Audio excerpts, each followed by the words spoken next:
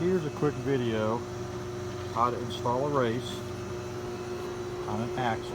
This one was already done. It slides right down on there. So what I've done is put the axle in the freezer. Put it in the freezer for about 48 hours.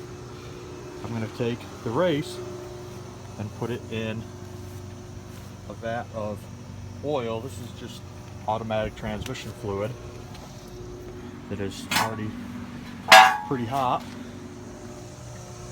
Put it on my Coleman stove and get it hot again.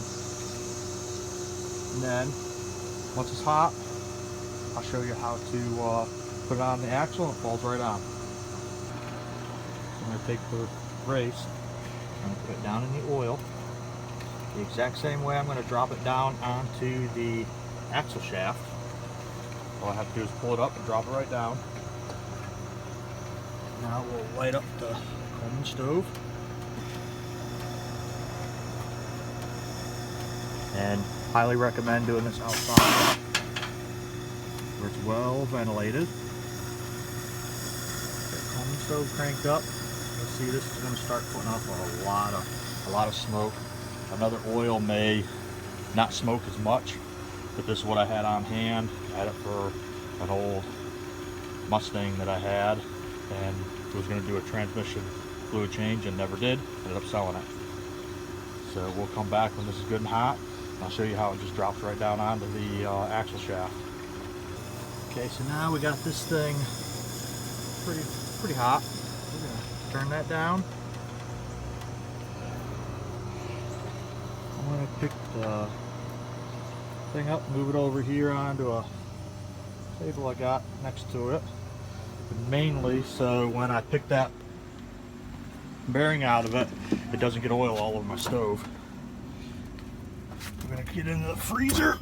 I know everybody likes to keep their axle shafts in the freezer. Now, where the magic happens.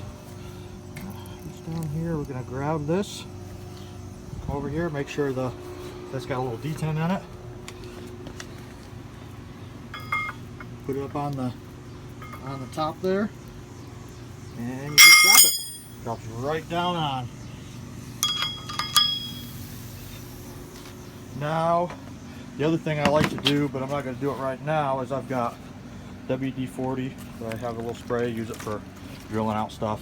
What I'll do is I'll take this out in the sun and I'll spray this down with WD-40, so basically the condensation and the ice and stuff on there doesn't make it rust when it sits, because I'm not going to be putting these in right this second, because I've still got to put my diff back in and we'll go from there. Thanks for watching.